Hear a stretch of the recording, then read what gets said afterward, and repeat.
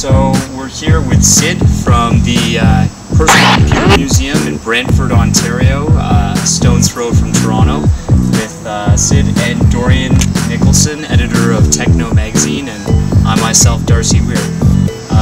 So I guess just behind us is the Personal Computer Museum. How long has this been around for? I've been here since September 2005. Approximately how much square footage is the building proper here? The main building is about 1,000 square feet on the bottom floor, but we also have an upstairs and it's a loft, so it's a little bit less, maybe 900 square feet. The building itself, because we're talking about history, we're talking about newer history, of course, with computers, but the building's actually been here since 1934, and it was actually from reclaimed bricks from the Brantford Opera House. And didn't know they had such a thing around here, but they did. And the city used to own this property. They used to do things like work on city buses and whatnot, and do some maintenance. And after a few years, a private developer bought the place, and eventually, a few years ago, it ended up in my hands, and I turned it into the museum, which has been a dream of mine for a long time.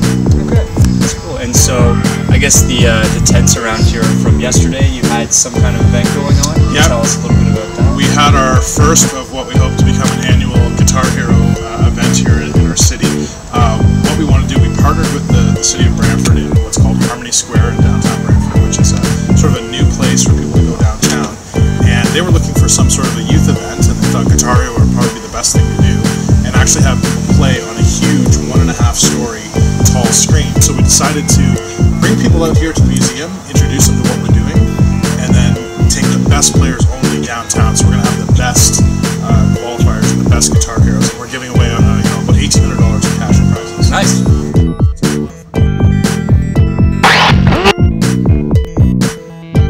So here we are on the inside of the PC Museum, first floor, and we're going to have a look at some of the computer products that you've accumulated over the years. Sounds good. Okay, and do you want to, I guess, maybe tell me a little bit about how many units you've got here, and what your, how many computers do you have total, roughly? Well, down here we've got about 45 interactive machines that are actually working, so we can actually come up to them, people can actually play with them. It's one of the big significant differences between us and other museums is the fact that you can actually play with them. Right. And we also have probably 20 to 30 machines in here that are not interactive, but maybe are models that are of some significance, but we don't have them plugged in for one reason or another. The biggest reason is probably space. We just don't have enough space to do as much as we want to.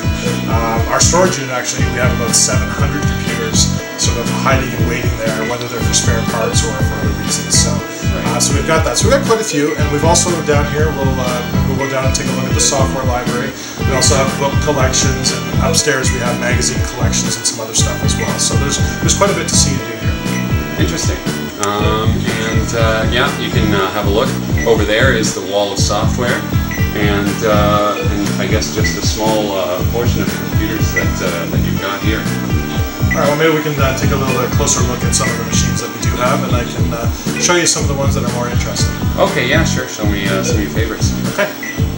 All right, so of course, if you're like me, if you're a PC user, then you're like me. I mean, I like PC and Mac, but depending on where you are in that whole debate, if you are a PC user, you've got to pay some homage to this machine here. This is the IBM 5150. This is actually the granddaddy to every PC that we use today. This particular model, as you can see, is in absolutely immaculate condition. With a color screen here, and this whole setup here, you'd probably be looking at $12,000 or so back in 1981. It was a lot of money. But one of the other interesting things about this particular thing is the keyboard.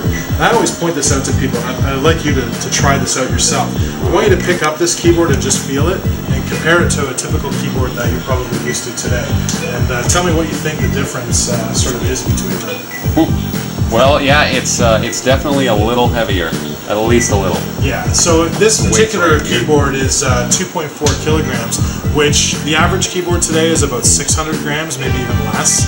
So you're looking at this weighing about 4 times more than a typical keyboard that you use today.